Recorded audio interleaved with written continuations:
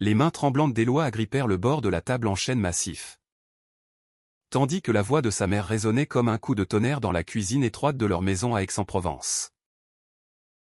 Tu n'es plus mon fils. Éloi. Sors d'ici avant que je ne te maudisse pour de bon. Dehors. Sous la pluie battante de l'automne provençal. Il courut sans se retourner.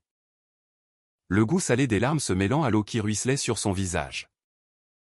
Ignorant que ce rejet le mènerait vers un jardin secret où fleurirait une vie inattendue.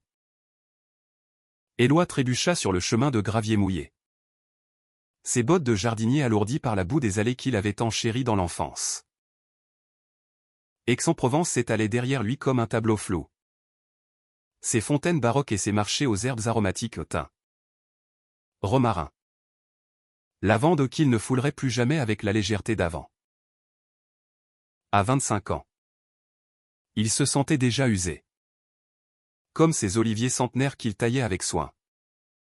Leurs troncs noueux portant les cicatrices des saisons impitoyables. Sa mère, avec ses yeux durs comme les cailloux du Luberon, avait prononcé ces mots fatidiques après avoir surpris une lettre d'un ancien amant.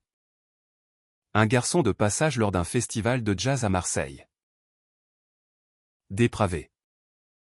Avait-elle craché, croisant son chapelet comme une arme. Son père, muet comme une pierre, n'avait pas bougé de son fauteuil. Les mains crispées sur son journal local. La Provence, où les gros titres parlaient de vendanges précoces et de fêtes votives. Il ira toute la nuit. Le froid s'insinuant dans ses os malgré le mistral qui fouettait les platanes bordant la cour Mirabeau. Au lever du jour, alors que les premiers vendeurs installaient leurs étals de calissons et de navettes aux amandes, Éloi se retrouva devant la grille rouillée d'une villa isolée sur les collines de Saint-Rémy-de-Provence. Il avait entendu parler de Madame Élisabeth Delaunay. Une veuve excentrique qui collectionnait les roses anciennes et employait des jardiniers pour entretenir son domaine comme un Éden personnel. Sans un sou en poche. Sans un toit. Il sonna à l'interphone. Sa voix rauque suppliant un miracle. La grille s'ouvrit avec un grincement théâtral. Et une voix chevrotante, imprégnée d'un accent aristocratique du Sud, répondit « Entrez. Mon garçon. Les jardins ont besoin de mains jeunes. Et les âmes blessées. De terre fertile. » Madame Delaunay l'attendait sur le perron. Une silhouette frêle enveloppée dans une robe de soie fanée. Ses cheveux blancs relevés en chignon désordonné. Ses yeux, d'un bleu délavé par les ans, scrutaient Éloi avec une curiosité presque prédatrice. Elle avait 82 ans. Mais son esprit vif rappelait les salons littéraires d'antan, où l'on débattait de Proust et de Gide sous les lustres de cristal. Tu ressembles à mon défunt mari. Jeune et tourmenté, dit-elle en l'invitant à s'asseoir pour un petit déjeuner composé de tartines grillées au feu de bois, tartinées de confiture de figues, et d'un café noir corsé, comme on en boit dans les bistrots de la place de l'Horloge à Arles. Éloi raconta tout, les mots jaillissant comme une source trop longtemps contenue. Le rejet familial. La solitude qui rongeait ses nuits dans la mansarde qu'il louait autrefois près des ateliers d'artistes. Madame Delaunay écouta en silence, sirotant son thé à la menthe fraîche cueillie dans son potager. La famille, mon cher, n'est pas toujours celle du sang. Regarde ces rosiers, ils fleurissent malgré les épines. Malgré les hivers rigoureux. Tu travailleras ici. Ton salaire sera modeste. Mais la chambre au-dessus des serres est tienne. Et qui sait? Les testaments sont des caprices du cœur. Les jours se muèrent en semaines. Et Éloi trouva dans ce jardin un refuge.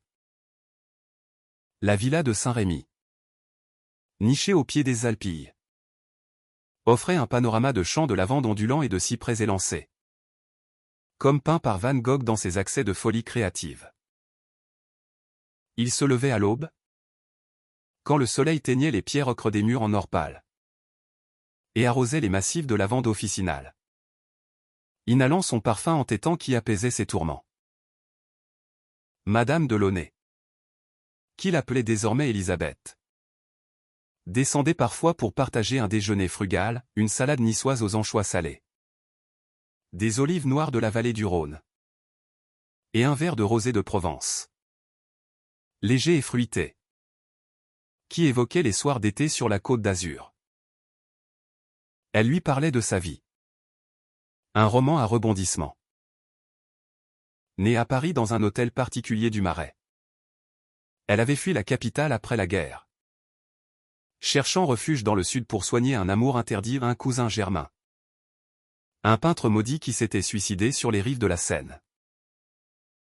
L'amour, Éloi, est un jardin sauvage. On le cultive, on le taille, mais il repousse toujours là où on ne l'attend pas. Ses confidences, murmurées lors de promenades sous les arcades de glycine en fleurs, forgeaient un lien filial inattendu. Éloi, à son tour, avouait ses peurs, les regards en coin au marché de Saint-Rémy, où les commérages sur « le garçon aux manières efféminées » circulaient comme le vent du nord. Pourtant, dans ce havre, il se sentait renaître. Il plantait des semis de tomates heirloom, cueillait des artichauts dodus pour les ratatouilles qu'Élisabeth mitonnait avec une précision de chef étoilé. Et, le soir, lisait à la recherche du temps perdu à la lueur d'une lampe à huile, les pages jaunies par le temps évoquant ses propres souvenirs enfouis. Un après-midi d'été, alors que la chaleur faisait miroiter l'air au-dessus des dalles de la terrasse, un visiteur inattendu franchit la grille. Thibaut Moreau, un architecte parisien de 30 ans, aux épaules larges et aux cheveux noirs bouclés, arrivait pour discuter de la rénovation de la chapelle attenante à la villa. Fils d'une famille bourgeoise de Lyon, il portait un costume lin clair, froissé par le voyage en TGV, et une sacoche en cuir contenant des plans esquissés à la main. Élisabeth l'accueillit avec effusion. « Ah, Thibaut, mon sauveur des vieilles pierres. Viens. Goûte ces abricots du jardin. Juteux comme un premier baiser. » Éloi, occupé à tailler un buisson de laurier rose, leva les yeux et croisa le regard de Thibaut. Un frisson le traversa, plus vif que le sirocco. Thibaut sourit, un éclat malicieux dans ses yeux noisettes, et s'approcha, essuyant la sueur de son front avec un mouchoir brodé aux initiales de sa grand-mère lyonnaise. « Vous êtes le gardien de cet Éden, n'est-ce pas? Ces jardins sont un poème vivant. » Sa voix, grave et chantante, avec l'accent traînant du Rhône, enveloppa Éloi comme une caresse. Ils parlèrent peu ce jour-là de variétés de roses, de l'architecture gothique des cathédrales provençales, mais Éloi sentit une étincelle s'allumer, fragile comme une prime vert sous la rosée. Les semaines suivantes, Thibaut revint souvent, prétextant des mesures pour la chapelle. Ils déjeunaient ensemble sous le péristyle, partageant des fromages de chèvre frais de Banon, arrosés d'un côte du Rhône velouté. Élisabeth observait en silence, un sourire énigmatique aux lèvres, comme si elle tissait déjà les fils d'un destin. Éloi, pour la première fois depuis son exil, riait sans retenue, ses joues rosissant sous le soleil quand Thibaut effleurait son bras en pointant une abeille butinant une fleur de capucine. Mais au fond de lui, la peur persistait, et si ce bonheur n'était qu'un mirage?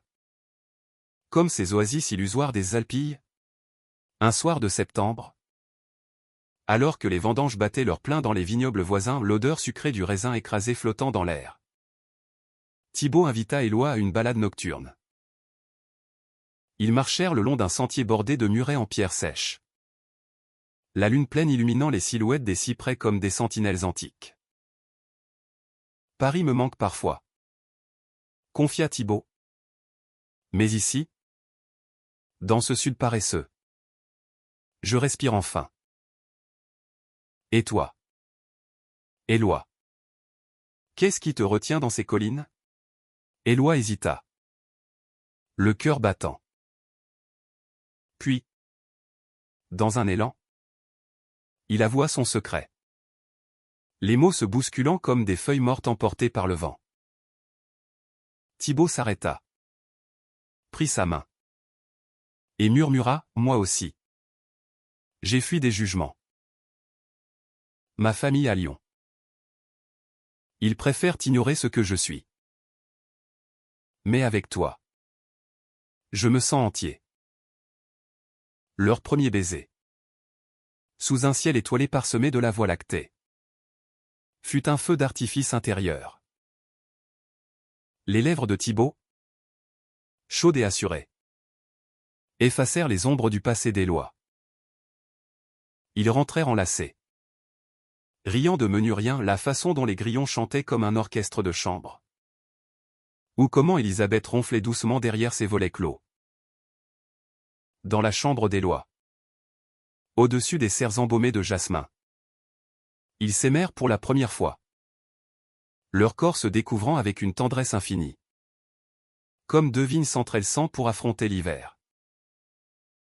Pourtant, le destin, capricieux comme une tempête provençale, se préparait à frapper. Élisabeth, lors d'un dîner aux chandelles, gigot d'agneau rôti aux herbes de garrigue, accompagné d'une daube de bœuf mijotée pendant des heures, confia à Éloi un secret qui allait tout changer.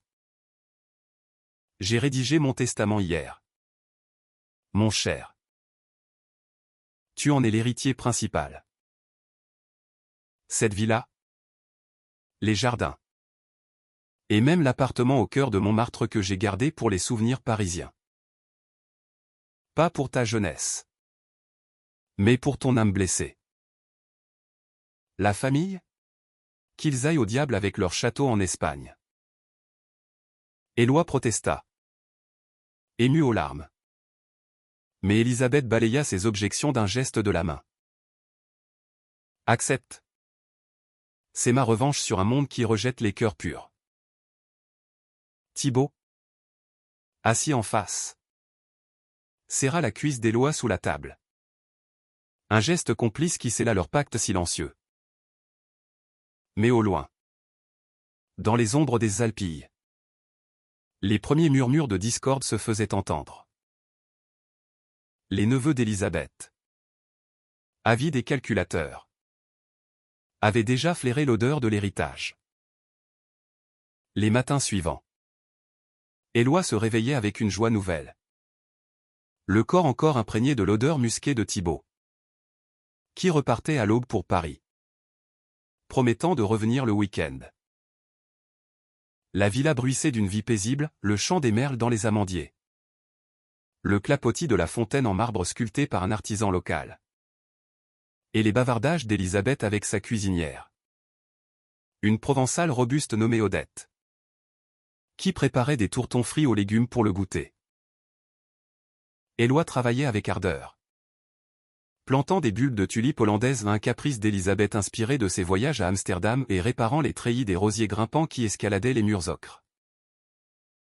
Mais sous cette sérénité, une anxiété sournoise grandissait. Alimentée par les lettres anonymes glissées sous la porte, un sodomite ne mérite pas les biens d'une dame honorable. Thibaut, lors de ses retours, apportait des bribes de la vie parisienne, un livre de Marguerite Yourcenar emprunté à la librairie Shakespeare & Compagnie le long de la Seine. Ou une bouteille de champagne de Reims pour fêter les petites victoires. Il se promenait à Avignon, main dans la main sous le pont des Arts provençales, le célèbre palais des papes dominant la ville comme un géant de pierre, dégustant des glaces à la pistache chez un glacier artisanal, ignorant les regards curieux des touristes anglais. Imagine-nous à Montmartre, murmurait Thibaut. Dans cet appartement avec vue sur le Sacré-Cœur. On repeindrait les murs en bleu ciel. Comme le ciel de Provence un jour de Mistral. Éloi hochait la tête. Le cœur gonflé d'un espoir fragile. Mais la mention du testament le taraudait. Élisabeth, de plus en plus frêle, toussait dans la nuit. Et ses promenades se limitaient au potager, où elle cueillait des tomates cerises pour des salades composées de basilic frais et de mozzarella de bufflone importée d'Italie voisine. Un jour de novembre pluvieux. Alors que les feuilles des platanes jaunissaient les allées de Saint-Rémy. Les neveux arrivèrent sans prévenir. 3 silhouettes compassées, Antoine. L'aîné. Un banquier parisien aux moustaches gominées, Claire. Sa sœur. Une avocate aux lèvres pincées, et leur cousin Bertrand. Un rentier oisif de Bordeaux.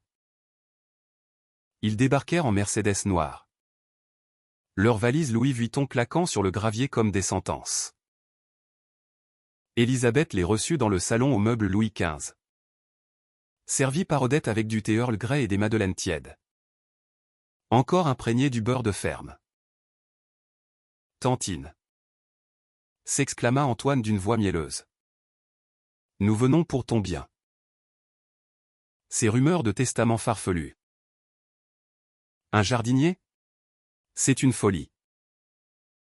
Éloi, qui taillait les haies à proximité, entendit tout à travers la fenêtre entr'ouverte. Son cœur se serra comme un poing.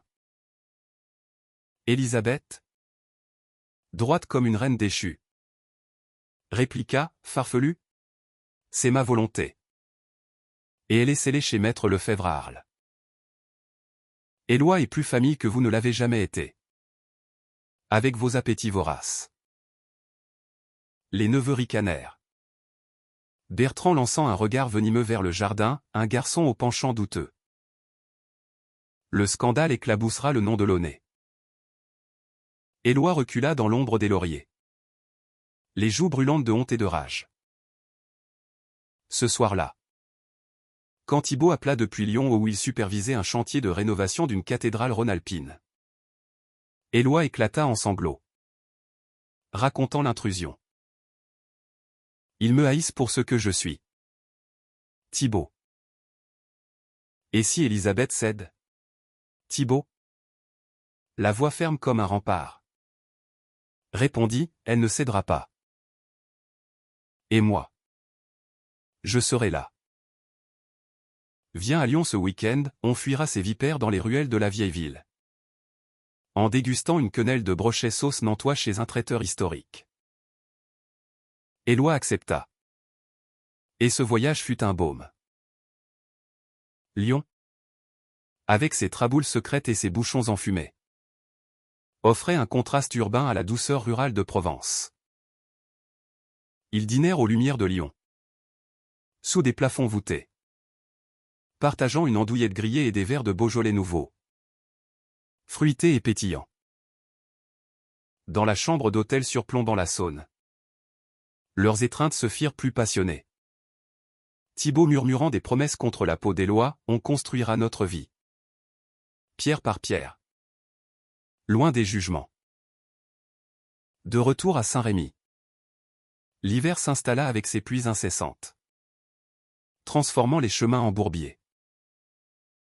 Éloi et Élisabeth passaient les soirées près de la cheminée, où crépitaient des bûches d'olivier, à écouter des opéras à la radio au Carmen de Bizet, avec ses passions andalouses rappelant les arènes d'Arles.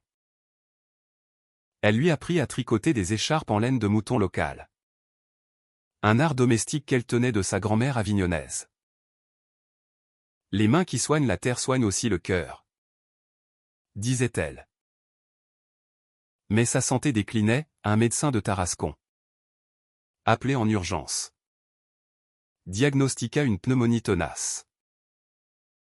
Les neveux, informés par un commérage d'Odette qui, par peur du chômage, avait trahi en chuchotant à la messe dominicale, revinrent, prétextant une vigilance familiale. La confrontation éclata un après-midi de décembre. Sous un ciel bas et lourd. Antoine, brandissant un faux certificat médical, accusa Elisabeth d'aliénation mentale, influencée par ce protégé. Maître Lefebvre confirmera que le testament est invalide. Éloi, présent malgré les ordres, sentit la fureur monter. Vous n'avez jamais aimé que l'argent? Pas elle, cria-t-il, sa voix brisant le silence comme un coup de Mistral. Claire ricana, et toi? Un homosexuel assumé? Le tribunal rira de ta prétention. Thibault, arrivé in extremis de Paris en train de nuit, se posta aux côtés d'Éloi, sa main serrant la sienne en public pour la première fois. L'amour n'est pas un crime. Et l'héritage est sa volonté. Contestez-le en justice. Si vous l'osez. Elisabeth, alitée mais lucide, convoqua son notaire par visioconférence. L'homme, un Avignonnais bedonnant aux lunettes cerclées d'or, lut le testament à voix haute, la villa à Éloi, l'appartement de Montmartre, et une somme pour des œuvres caritatives LGBT à Marseille. Les neveux blêmirent. Bertrand balbutiant, c'est du chantage moral. Mais Elisabeth, d'une voix faible mais impérieuse, conclut, sortez. Laissez-moi mourir en paix. Avec ceux qui m'ont aimé vraiment. Ils partirent, jurant vengeance. Et Éloi. Thibault et Elisabeth partagèrent un dernier Noël provençal, un repas de 13 desserts traditionnels fruits confits. Bûche de Noël au chocolat amer. Et vin cuit doux comme un adieu. Noël passa dans une bulle de tendresse. Mais le nouvel an apporta le deuil.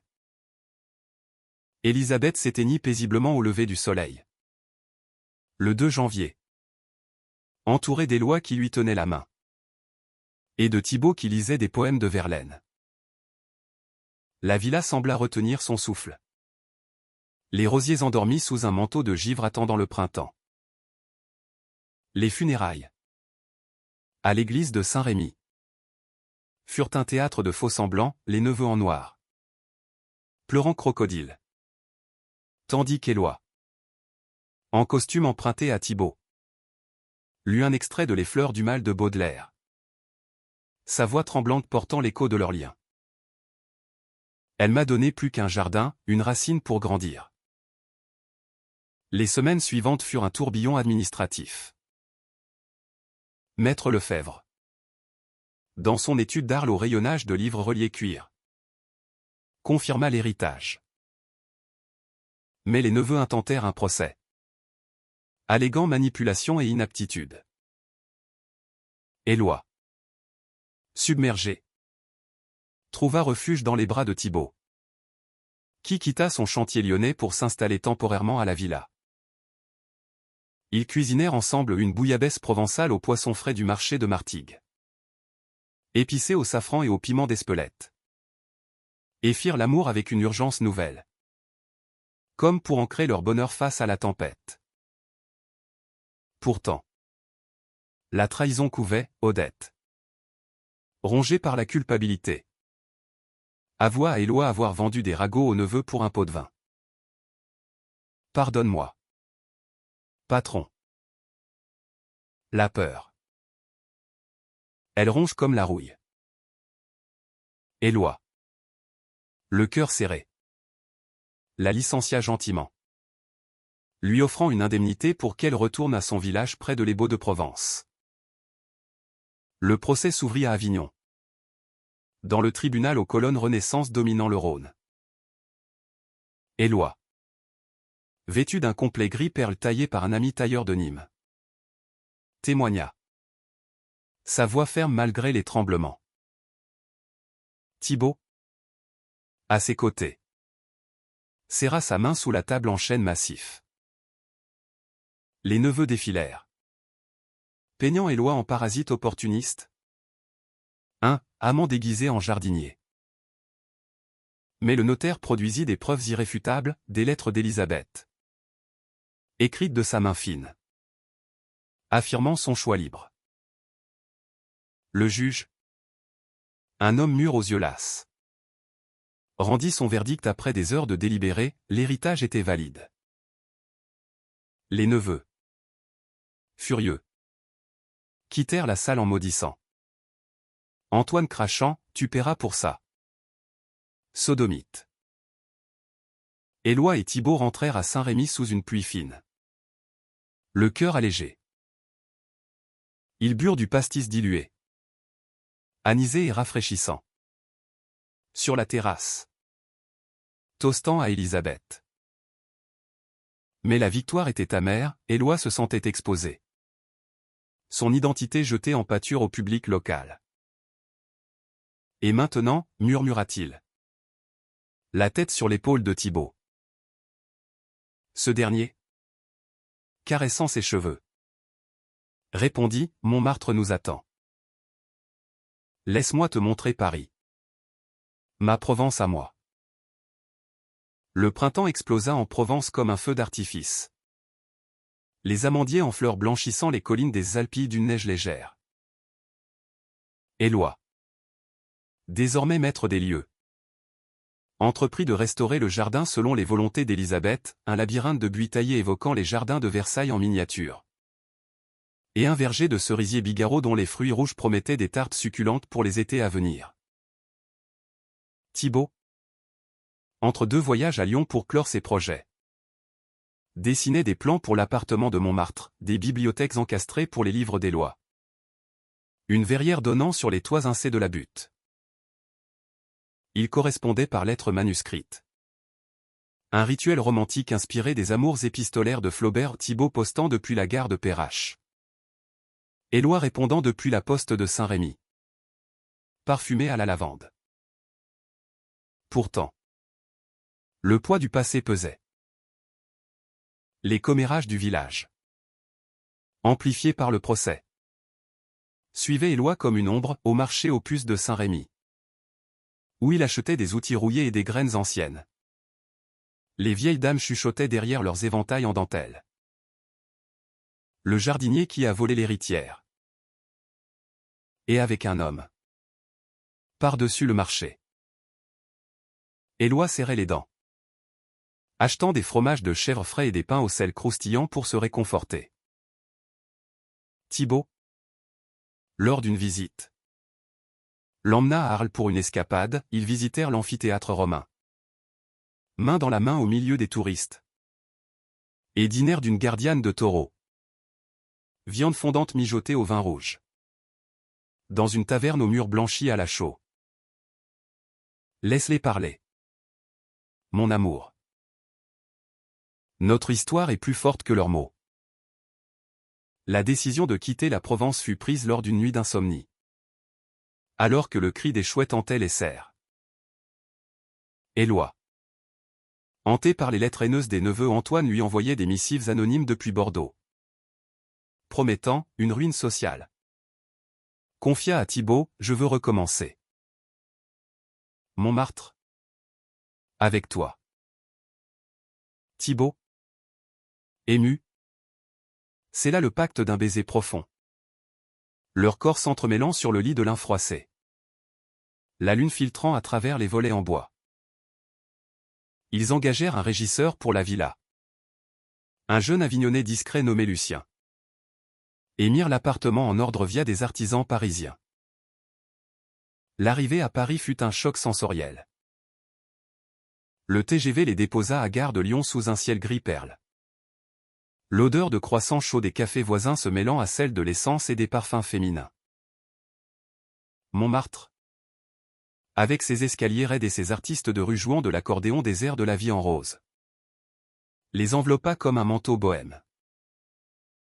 L'appartement, au 3e étage d'un immeuble haussmannien rue des Saules, offrait une vue sur le moulin de la Galette, ses ailes paresseuses tournant au vent. Éloi, émerveillé, déballa les malles d'Élisabeth, des robes en taffetas jauni, Des carnets de croquis parisiens. Et un portrait fané d'un jeune homme aux traits fins, son cousin aimé. Révéla une lettre jointe. Thibaut transforma l'espace en nid d'amour, mur peint en vert olive rappelant les collines provençales.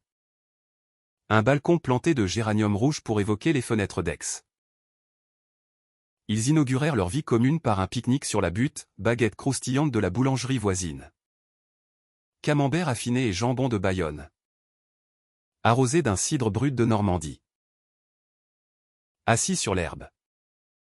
Entouré de pique-niqueurs et de chiens errants.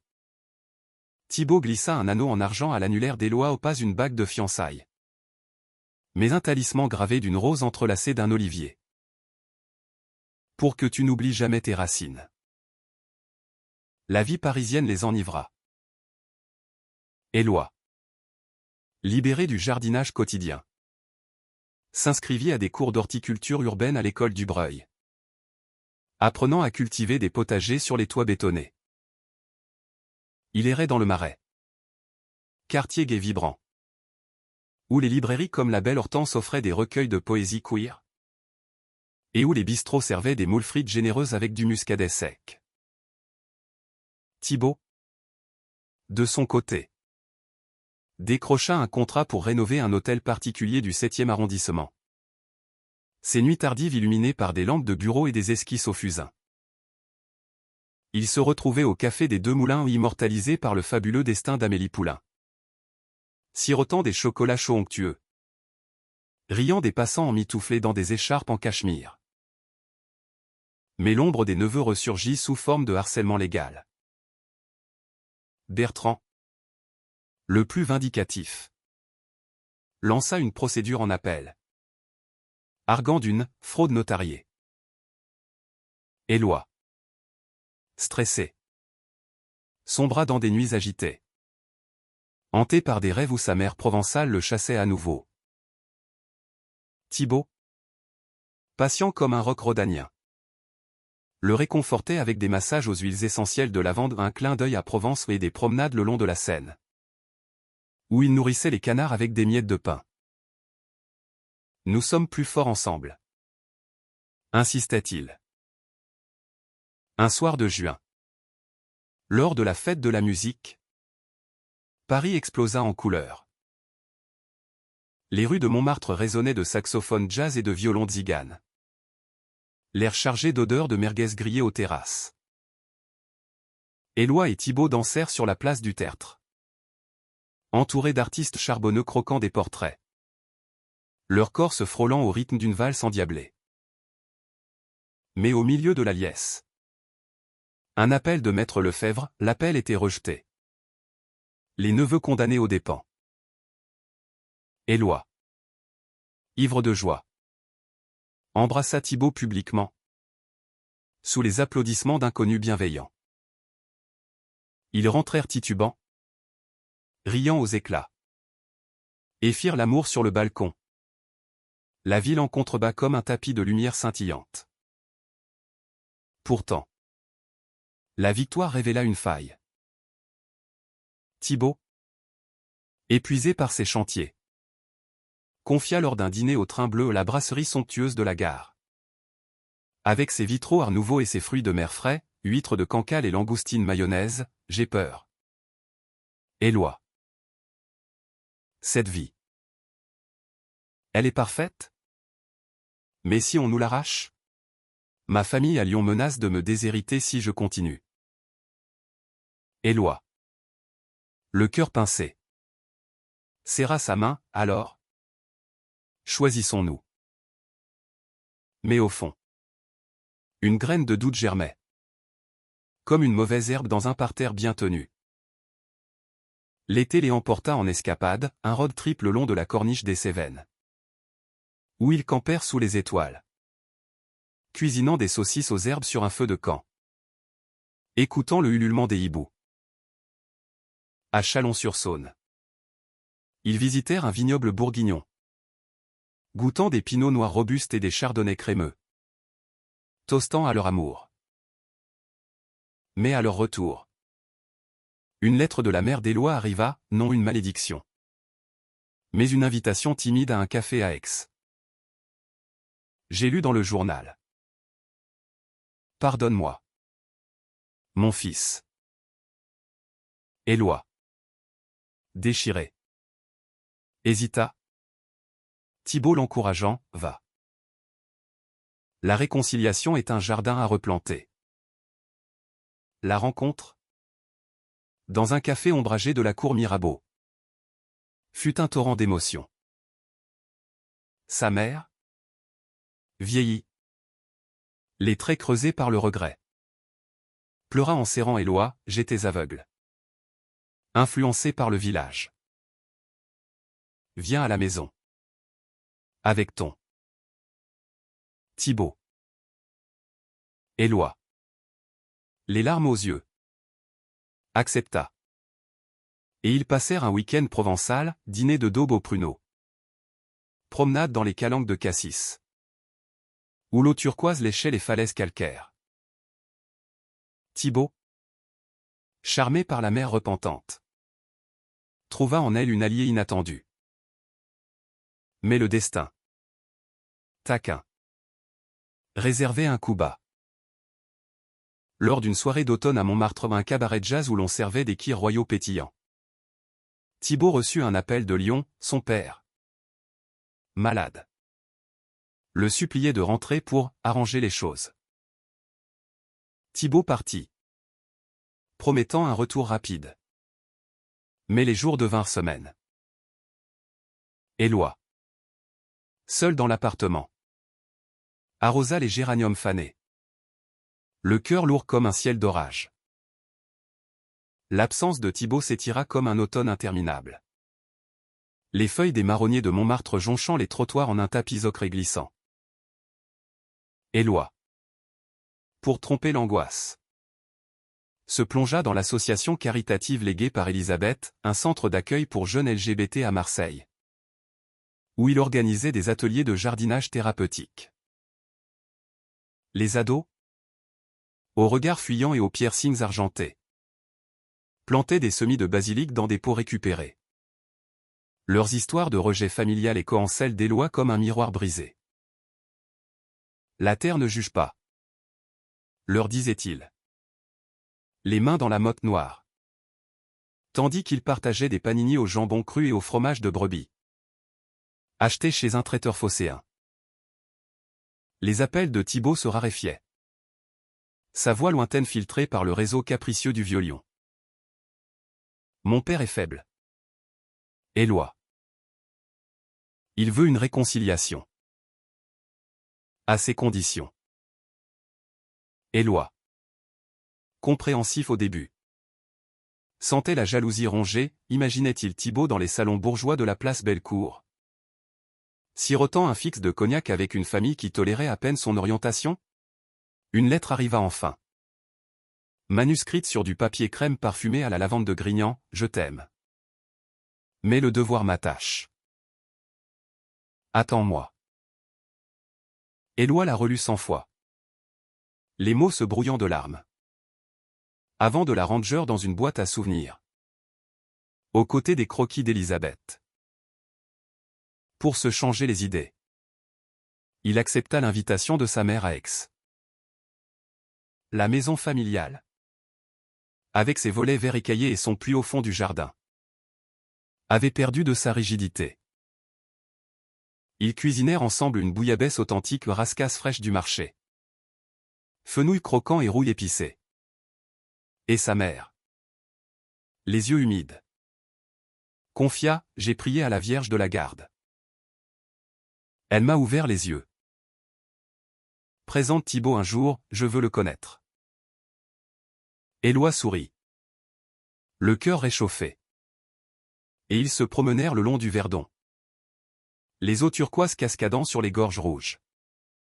Évoquant un paradis terrestre. De retour à Paris. Le doute s'installa. Lors d'une exposition au Louvre, les noces de Cana de Véronèse. Avec ses couleurs vibrantes et ses amours mythiques. Éloi croisa par hasard un collègue de Thibault. Un architecte lyonnais aux manières affables. Thibault? Il est rentré pour de bon. Mon vieux. Sa famille l'a convaincu, un poste dans l'entreprise paternelle. Le monde d'Éloi bascula. Il erra le long des quais. Le vent du fleuve fouettant son visage. Achetant un cornichon au vinaigre chez un bouquiniste pour ancrer ses sens. Ce soir-là, il appela la voix de Thibaut. Hésitante, confirma l'impensable. C'est temporaire. Éloi. Pour mon père. Mais je t'aime toujours. La trahison frappa comme un coup de Mistral. Éloi raccrocha. Le téléphone glissant de sa main. Et s'effondra sur le parquet de l'appartement. Les photos de deux enlacés à Saint-Rémy. Riant à Lyon éparpillés comme des pétales flétris. Les jours suivants furent un brouillard, il arrosa les plantes mécaniquement. But du calvados normand pour engourdir la douleur. Et évita les miroirs qui reflétaient un homme brisé. Sa mère, alertée, prit le train pour Paris. Arrivant avec un panier de calissons et de navettes. Ces biscuits sablés aux fleurs d'oranger qui avaient bercé son enfance. L'amour vrai ne fuit pas. Mon fils. S'il t'abandonne, c'est qu'il n'était pas le bon jardinier pour ton cœur. Pourtant, l'obsession le rongeait. Éloi descendit à Lyon un soir d'hiver. Le TGV filant sous la pluie comme un train fantôme. La ville, illuminée par les fêtes de fin d'année aux guirlandes clignotantes sur les façades Renaissance de la Croix-Rousse, semblait moqueuse. Il erra dans les traboules humides, humant l'odeur de saucisson sec des halles de la Pardieu, avant de se poster devant la maison familiale de Thibaut. Un hôtel particulier du 18e au balcon en fer forgé. À travers les rideaux, il le vit, Thibaut, en smoking, riant avec une femme ou une cousine, lors d'un dîner mondain. Un verre de Côte-du-Rhône à la main. Le choc le cloua sur place, il s'enfuit. Le cœur en lambeaux, montant dans le premier train de nuit. De retour à Montmartre. La solitude l'engloutit. Il transforma le balcon en serre improvisée. Cultivant des herbes aromatiques estragon. Ciboulette. Persil pour des omelettes aux fines herbes qu'il mangeait seul. Face à la vue sur la tour Eiffel scintillant au loin. Les amis de l'association marseillaise l'appelèrent, l'invitant à un atelier. Mais il déclina. Préférant les nuits solitaires à feuilleter les carnets d'Élisabeth. Où elle écrivait, la trahison est le poison des amours, seule la compassion guérit. Une lettre de Bertrand arriva alors. Non haineuse, mais conciliatrice, nous avons perdu. Mais respectons le choix de Tati.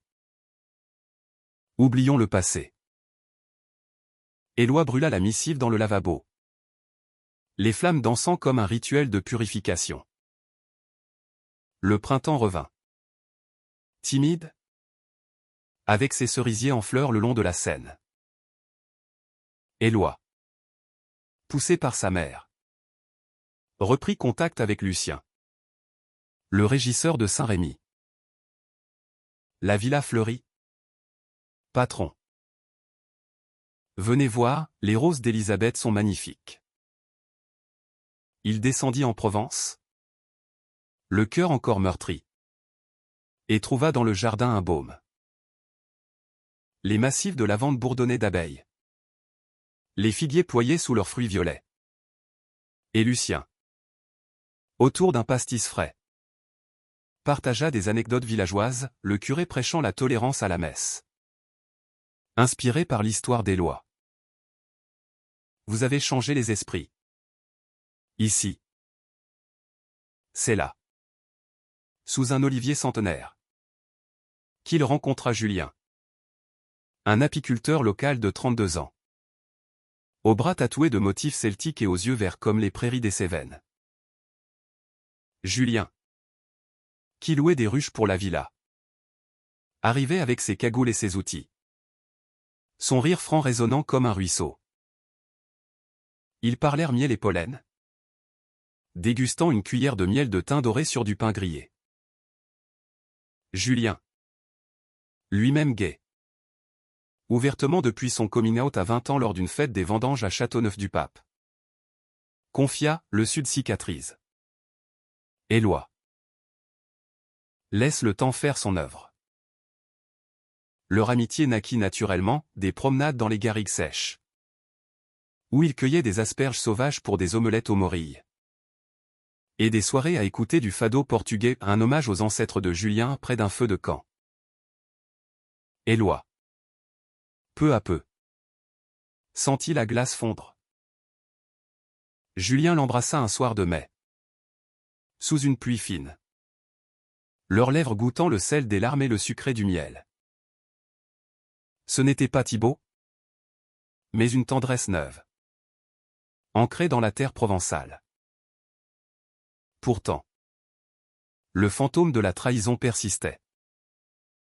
Thibaut écrivit enfin une longue missive, j'ai fui par peur. Éloi. Mon père est mort. Et je réalise mon erreur. Reviens-moi. Éloi. Déchiré. Montra la lettre à Julien, qui haussa les épaules, choisis ton cœur, pas ton passé. La nuit fut tourmentée. Éloi marchant seul jusqu'au plateau des Causses, où le vent hurlait comme un chœur antique. Au lever du soleil, il répondit, adieu. Thibaut. J'ai trouvé ma liberté ici. Le choix le libéra. Avec Julien, il rénova la chapelle de la villa, la transformant en centre communautaire pour les jeunes isolés, avec des ateliers d'apiculture et de jardinage. Les neveux, apprenant la nouvelle, envoyèrent une carte, bravo pour votre résilience. Paix. Éloi sourit, rangeant la carte avec les souvenirs. L'été s'annonçait doux, prometteur de tartes aux abricots et de nuits étoilées. L'été provençal enveloppa Saint-Rémy d'une chaleur languide, les cigales stridulant dans les pins parasols comme un orchestre incessant. Éloi et Julien s'installèrent dans la chambre principale de la villa, leurs corps enlacés sous des draps de lin frais, le parfum du jasmin nocturne filtrant par les fenêtres ouvertes. Julien, avec sa barbe naissante et ses mains calleuses d'apiculteur, apportait une vitalité brute, il apprit à Éloi à extraire le miel, le liquide ambré coulant dans les pots comme un élixir doré, qu'il tartinait sur des tartines de pain bis au petit déjeuner, accompagné de yaourts de chèvre frais et de confitures de mûres sauvages. La vie est comme le miel, disait Julien. Acre au début, mais sucré à la fin si on patiente. Le centre communautaire ouvrait ses portes, attirant une vingtaine de jeunes de la région ou des garçons de Nîmes fuyant des pères homophobes, des filles d'Avignon cherchant un refuge. Éloi animait les sessions de jardinage, enseignant à planter des tomates sans marzano pour des sauces provençales riches en ail et en origan, tandis que Julien montrait comment fumer les ruches sans irriter les abeilles. Les dîners collectifs étaient des fêtes, paella aux fruits de mer du golfe de Lion, chorizo épicé et riz bomba imprégné de safran, arrosé d'un pic-poule de piney frais et acide. Éloi, en voyant ses âmes blessées s'épanouir, sentait l'héritage d'Élisabeth palpiter, non une fortune, mais un legs de compassion, tissant des liens plus solides que l'or. Sa mère visita, arrivant en train de Marseille avec un panier de calissons roses et une robe d'été en coton provençal. Elle embrassa Julien sur les deux joues, l'appelant « mon gendre potentiel ». Et ils partagèrent un déjeuner sous l'ombre des platanes, salade de lentilles vertes du puits au lardon fumé, vinaigrette à l'échalote, et un pichet de Côte-du-Rhône village. Tu as bien choisi. Éloi. Cet homme a les pieds sur terre. Comme les oliviers. Julien rougit. Charmait. Et raconta ses voyages en Catalogne pour étudier les abeilles ibériques. Évoquant des marchés de Barcelone grouillant de tapas à l'huile d'olive. Pourtant, les échos du passé ressurgissaient. Thibaut, obsédé, débarqua un après-midi doux. Son costume froissé par le voyage. Une valise à la main. Il trouva Éloi dans le verger, cueillant des pêches juteuses pour une tarte aux amandes. Je t'ai cherché partout, plaida Théil. Les yeux rougis. Lion m'étouffait, je veux recommencer. Avec toi. À Montmartre. Éloi. Le panier à demi plein. Sentit la colère et la tendresse se mêler comme dans une sauce trop relevée. Julien, alerté par Lucien, arriva. Sa silhouette protectrice se postant à côté d'Éloi. Il a choisi. Thibaut. Pars. Avant que la douleur ne nous ronge tous. La confrontation fut un drame shakespearien, Thibaut. Les larmes aux yeux. Avoua sa lâcheté ou la pression familiale. La peur de l'exil social. J'étais faible. Mais l'amour me rend fort maintenant. Éloi. La voix brisée. Répondit, l'amour ne fuit pas, il cultive. Même dans la tempête. Tu m'as appris la douleur. Mais Julien m'a appris la guérison. Adieu. Thibaut partit. Silhouette voûtée descendant l'allée de gravier. Laissant derrière lui un silence chargé comme l'air avant l'orage. Julien serra Éloi contre lui. Leur cœur battant à l'unisson. Et cette nuit-là, sous les étoiles filantes des Perséides, ils firent l'amour avec une intensité nouvelle. Leurs murmures se mêlant au chant des grillons. Le centre prospérait, attirant même des journalistes de Le Monde, qui interviewèrent Éloi sur la terrasse. Un verre de pastis à la main, anisé et dilué d'eau fraîche, devenant laiteux comme un voile de brume. L'article, titré « L'héritage d'un jardin, quand la compassion fleurit en Provence », fit sensation. Et les dons affluèrent, livres pour une bibliothèque. Outils pour un potager collectif. Éloi, humble, dédia tout à Élisabeth, plantant une rose blanche en son honneur. Ses pétales délicats symbolisant la pureté du pardon. Mais le conflit culmina quand Antoine, le neveu aîné, lança une ultime attaque, une plainte pour diffamation. Arguant que le centre salissait le nom de Launay en promouvant des mœurs déviantes. Le procès. À Aix-en-Provence. Dans le palais de justice aux colonnes ioniques. Fut un calvaire.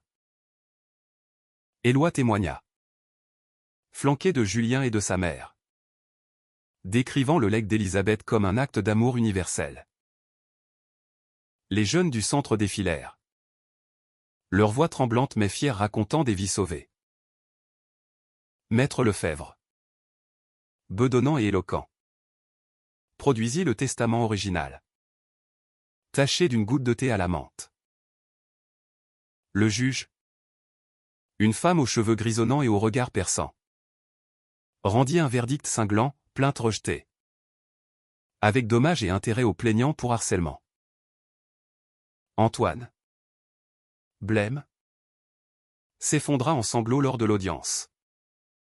Murmurant à Éloi, Tatinou haïssait tant.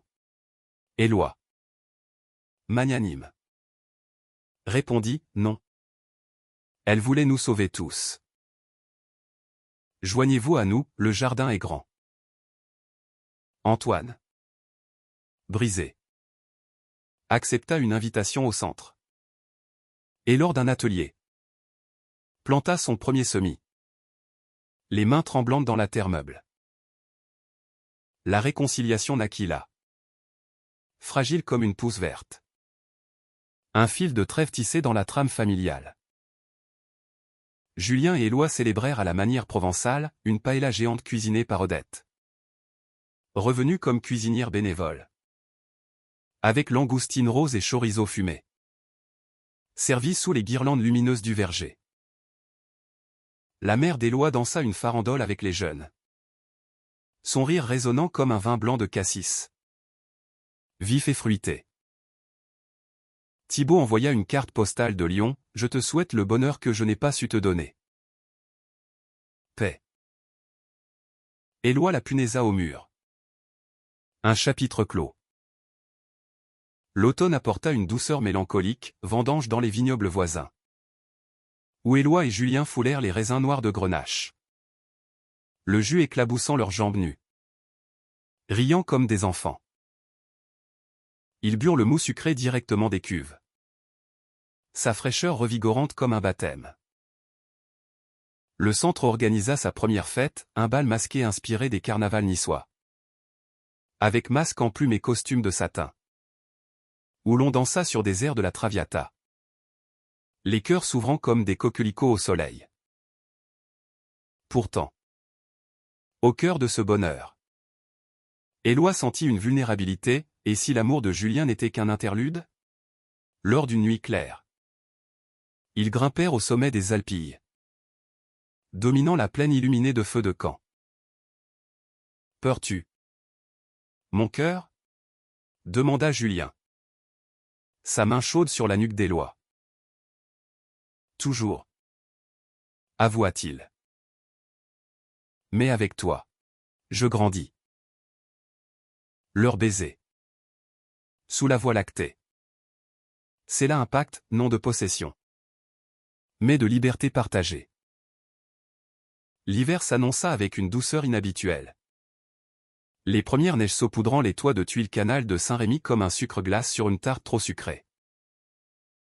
Éloi et Julien.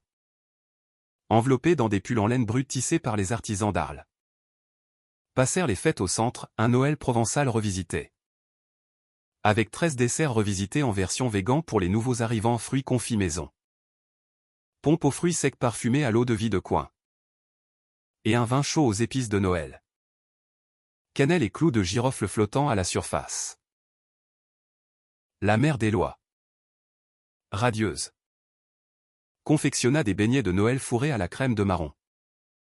Tandis qu'Antoine, réconcilié, apporta des truffes noires du Ventoux. Leur arôme terreux emplissant l'air. Le centre devint un phare, des partenariats avec l'université d'Aix pour des stages en permaculture. Des conférences sur l'identité queer inspirées de Colette et de son chéri. Lues à voix haute lors de veillées au coin du feu. Éloi, épanoui, écrivit un blog anonyme, Jardin de l'âme. Partageant des recettes de ratatouille automnale. Mijoté aux aubergines charnues et poivrons confits. Entrelacé de réflexions sur le pardon. Julien, fier, l'encourageait. Ses baisers matinaux comme des promesses chuchotées, tu es mon Olivier. Ancré et généreux. Pourtant, un dernier orage gronda. Claire, la sœur d'Antoine, encore aigrie. Fuit une rumeur, Julien, avant leur rencontre, avait eu une brève liaison avec un ex des neveux. Un scandale potentiel pour saboter le centre. La nouvelle se répandit comme un feu de garrigue, attirant un journaliste sensationnaliste de Nice Matin, menaçant un article calomnieux. Éloi, confronté, interrogea Julien lors d'une promenade sous les pluies hivernales. Les bottes pataugeant dans les flaques boueuses. C'est vrai? Julien, les yeux baissés. Avoua, une erreur de jeunesse. Il y a 5 ans. Rien de sérieux. La trahison. Petite mais vive. Piqua Éloi comme une épine de rose. La nuit fut un tumulte intérieur, Éloi erra dans le jardin endormi. Les statues antiques, héritage d'Élisabeth d'un voyage en Italie, le contemplant de leurs yeux de marbre impassible. Julien le rejoignit à l'aube. Trempé. Et s'agenouilla, j'étais perdu alors. Comme toi avec Thibaut. Mais maintenant. Je suis tien. Corps et âme. Pardonne. Ou libère-moi. Éloi. Les larmes coulant. Se rappela les mots d'Élisabeth, la compassion comme terreau fertile. Il releva Julien. L'embrassant avec une ferveur renouvelée, nous cicatrisons ensemble. C'est notre force. Ils affrontèrent le scandale en transparence, une conférence de presse dans la chapelle restaurée. Où Éloi déclara, nos vies sont des jardins imparfaits. Mais la beauté naît des imperfections. Le centre accueille tous. Sans jugement. Le journaliste, touché, transforma son article en plaidoyer pour la tolérance. Titrant « De l'épine au bourgeon, une renaissance provençale ». Claire, confrontée par Antoine, s'effondra. Avouant sa jalousie, Tati nous a laissés pour lui, je voulais la vengeance. Éloi l'invita à un thé. Avec des madeleines tièdes et du tilleul calmant. Et ils parlèrent des heures.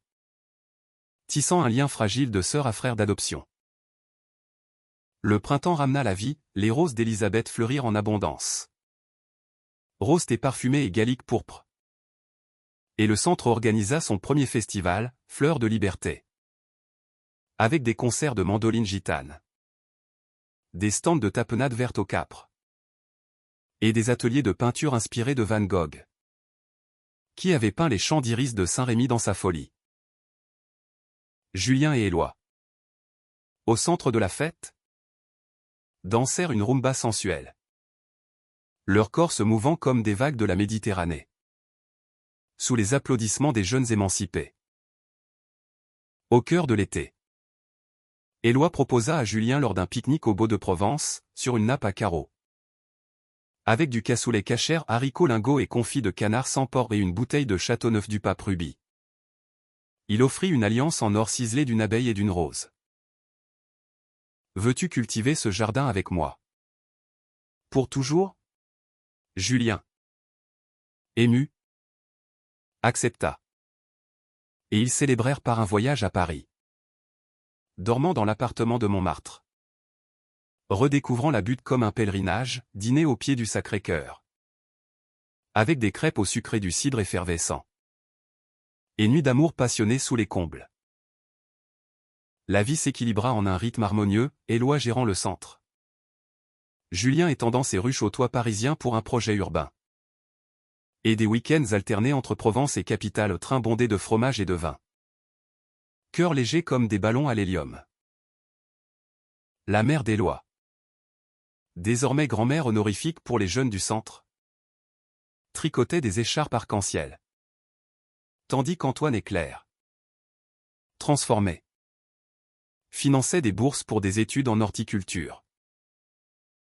Un soir d'automne. Assis sous l'olivier centenaire. Éloi relut le testament d'Élisabeth. Ces mots jaunis par le temps, à Éloi. Mon fils du cœur, que ton chemin soit fleuri de liberté et d'amour vrai. Julien. À ses côtés. Caressa son épaule, elle savait. Éloi sourit. Le regard tourné vers les Alpilles crépusculaires. Où le soleil se couchait en un feu d'or. La vie, avec ses rejets et ses renaissances, était un jardin infini imparfait, mais profondément humain. Dans ce sud éternel, il avait trouvé non seulement l'amour, mais sa propre essence, une fleur rare, éclose dans l'adversité, portant le parfum de la compassion et de la résilience.